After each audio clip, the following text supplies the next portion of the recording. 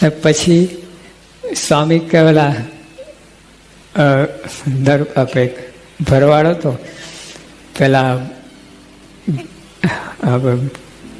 પેલા ઘેટા બધા એને બેસાડવા જતો હતો. એને કે રાત ઘેટાનું એવું છે, એક ચાલે તો બધા જ ચાલે લાગે એની પાછળ, બધાને બેસાડવા જ પડે, ત્યાંથી જોખમ જ કહેવાય. એટલે આ બચારો કે આ બધાને બેસાડીને પછી આરામ કરો. બે બેસાડે 4 ઊભા થયા. આમ કરતા કરતા 99 તો બેસાડે ને બરાબર, એક બારો બેસે નહીં. આને ધીરજ ખૂટી. 4:15 વાગી ગયા હતા. પછી જોરથી બેસાડે, ધબ પડ્યો, 99 ઊભા થઈ ગયા.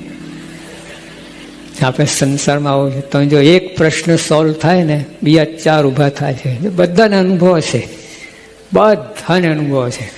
ક્યારે તમે બધા પ્રશ્નો સોલ્યુશન લાવો, બધા એક જણ ઊભો થઈને કે છાતી હાથમાં, મારા બધા પ્રશ્નો હલ થઈ ગયા છે, એક જણ કહેલો. તો આપણા છે તો બહારના શાના થાય. અને તૃષ્ણા ધારો કે થયા તમને, ત્યાં કરોડ રૂપિયા મળ્યા, પછી જમ્પીને બેસે છે. કરોડના 5 કરોડની ઈચ્છા થાય, 5 વાળા 10 કરોડની ઈચ્છા થાય. તૃષ્ણા તમે સુખ લેવા જ ના દે. દોડ દોડ દોડ દોડ હજી. એટલે સંતોષ ક્યારે સંતોષ ના મળે. તમે કદાચ તમે સફળતા મળે તોય, ના મળે તોય. સફળતા મળે એટલે વધારે ઈચ્છા જાગે, તૃષ્ણા વધે. તમારી કરોડ રૂપિયા લે, 5 કરોડની ઈચ્છા રાખે, 5 10 કોઈ ઈચ્છા રાખે. સંતોષ થતો જ નથી, અસંતોષકારક અને દુઃખદાયી, દુઃખથી ભરપૂર છે બધા. એક સ્વામી બાપા પાસે એક આયા કોઈ માણસ, બાપા ફર્સ્ટ ક્લાસ મોટર ગાડી છે, બંગલો છે, આ છે બધું, પણ મારું બૈરું મને મારે છે. આ બનેલી વાત છે. બાપાને સારંગપુરમ ભાઈ મળવા આવ્યા. પછી બાપાને આશ્વાસન આપ્યું, પ્રાર્થના કરશું, સમાન થઈને તમે બૈરાની સદબુદ્ધિ આવશે. આમ તો એ ગયા. પછી સ્વામી તરત બોલ્યા, સંતો જો જગત આવું છે કે હા આવું છે, એટલે બધું જ છે. બૈરું મારે છે, શું કરું? કેવું કહેવાય? તો બહાર કહેવાય નહીં, બોલો, સહેવાય નહીં ને કહેવાય નહીં. બહાર કહે તો શું દશા થાય? છાનો માનો સહન કરવાનો. સ્વામીની વાતમાં નથી, મંદિરની બાજુમાં જે કોઈ માણસ રહેતો હતો, તો રાત્રે લેતી જા. એ સ્વામી પાસે સ્વામી કે તું એલા બૈરાન મારે છે? ના, એ મને મારે છે. તું લેતી આ કે સ્વામી કહેવું પડે તો આબરું જાય. પોતે માર ખાઈને કે લેતી જા. જેમ ઓલો અનાલ મારતો એવું રીતે પોતે માર ખાય તો લોકોને એમ લાગે કે આ બૈરાને આ મારે છે, બૈરું એને મારે છે. આવું બધું ચાલે. એટલે આવું તો બધું ઘણું છે. બધું છે તમે ઝીણું એ બધું જો ને. અને અત્યારે તો બહુ આ છાપામાં હોય છે શું, મને કહો. તો જ્યાં આપણે બધું મૂકીને આ મોટા પુરુષના વચન, દ્રઢ વિશ્વાસ, એ જીવન જીવી ગયા છે, જીવે છે. અદ્ભુત એમનું સુખ શાંતિ દેખાય છે, અખંડ શાંતિ દેખાય. જો હરકિશનભાઈ મહેતા, આપણે ચિત્રલેખાના એ પ્રમુખ સાહેબને એકવાર પૂછ્યું અમને કે સાહેબ તમને કોઈ એવો અનુભવ થયો છે આમ દુઃખનો, કે જે યાદ આવતા તમને આમ દુઃખી થઈ જાઓ? એટલે ક્યારેય નહીં. આનંદ આનંદ આનંદ આનંદ છે.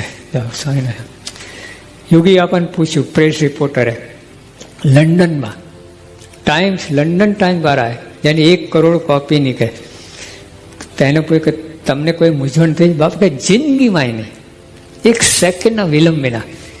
અને કહ્યું અમે તો બાજુમાં જતા, ઓલા પૂછું પૂરું થાય ને થાય કે જિંદગીમાં નહીં. કેવું કહેવાય? બોલો આ શું એમને હતું? મૂંઝવણમાં જ હરિભક્તોની મૂંઝવણ, એ આવીને મૂંઝવણ ઠાલવે રાખે. અને વિજ્ઞાનદાસ ભેગા રહ્યા હતા 77, કેટલી ગધા પાટું મારે વા કરે. કારણ કે જિંદગીમાં થઈ નથી મૂંઝવણ. તત્તાય તો હાર તો પણ વિજ્ઞાનદાસ ભેગા રહ્યા તે વખતે મૂંઝવણ નથી થઈ. જિંદગીમાં નહીં એટલે શું થયું? ક્યારેય નહીં.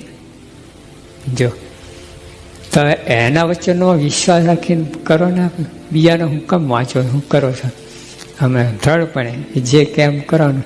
એટલે એ લોકોના વચન પ્રમાણે આ રાગમાં શાંતિ નથી, વિતરાગમાં છે, ત્યાગમાં જ છે. આપણે જેવું સમળીનું દ્રષ્ટાંત આપ્યું, આ મોટા ગોપીચંદના નરસિંહ મહેતાનું વાક્ય, ભલી ભાંગી ઝંઝાળ સુખે શ્રી ગોપાળ.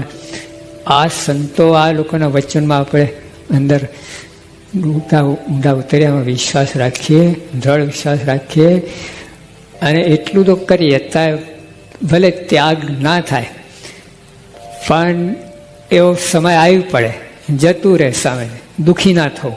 જેમ નરસિંહ મહેતાએ કહ્યું ને, કોઈ બને બધું આમ તેમ, વસ્તુ આવે, દેશકાળ આવે, શરીરમાં રોય, દુઃખી ના થતા.